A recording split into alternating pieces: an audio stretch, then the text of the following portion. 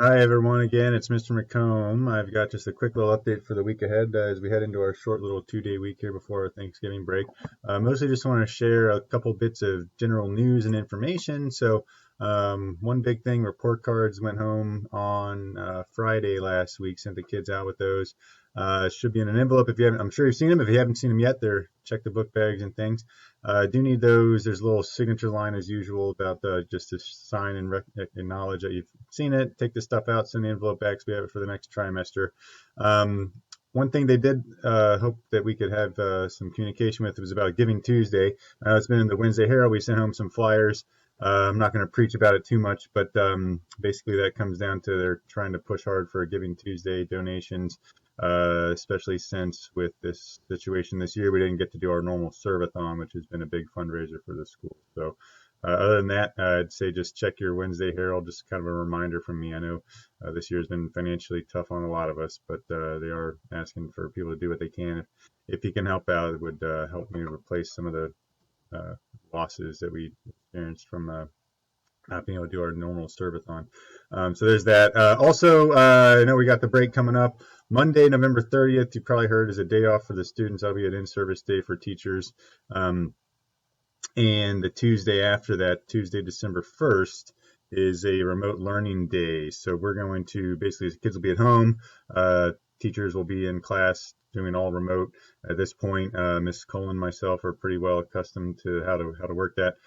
We'll have the kids log in from home. It won't be a regular scheduled time-wise day. It's mostly going to be just a practice run of what our remote learning plan would look like. And we have sort of sorted out those plans already. Basically, it's going to be, we'll squeeze in our groups of classes in the morning. We're not going to try to make it like a whole long day as usual. We're from 8 to 2:45 or anything like that. It's just going to be, I think, about an hour and 15 minutes each with Miss Cullen and myself.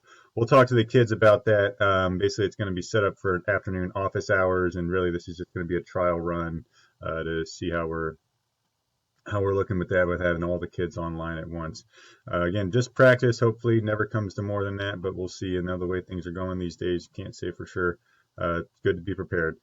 So we'll let the kids know a little bit and how to find, the meetings in their calendars. And again, they know how to do that from some of the practice we've done already. And then we'll send out some more information to the parents once we kind of get a chance to talk to the kids on Tuesday before they head out for the week. So look for more information coming out soon once we get a chance to really kind of finalize and hash out how we're going to make that work.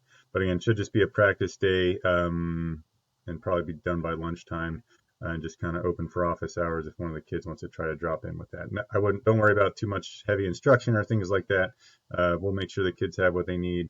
There's not going to be any tests or quizzes given off of that. It's just going to be more practice of logging in, making sure we're good to go with that, and maybe just get a little taste of what instruction might look like. But it's not, as far as like having to turn in assignments or anything, it wouldn't be anything out of the ordinary. So we'll look forward to that, and so that's what's coming up.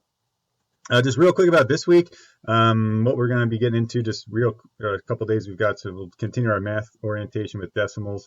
Kids did a good job last week with that, and we'll continue there. Science, headphones, I asked the kids to bring in headphones for Friday, but we actually ended up changing our schedule around a little bit on Friday. So I think a lot of them do have them, but I'm planning to do some virtual labs using the online resources for our science textbook. And they're actually pretty fun. It's not something I've had a chance to use in the past due to the not having the tablets, but since we have those, I wanted to kind of do some finalizing our engineering practice with some of that. And it's kind of a self-guided thing, so headphones for each individual would be wonderful. And then in English, we'll do a little review of adjectives before we're done. Other than that, I just want to wish everybody a happy Thanksgiving. I know we're all looking forward to the break coming up.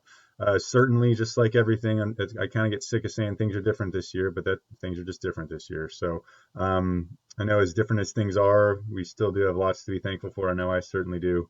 We've done a couple activities with the kids this past week just to kind of be, thinking about the things that we can be considered to be blessed for.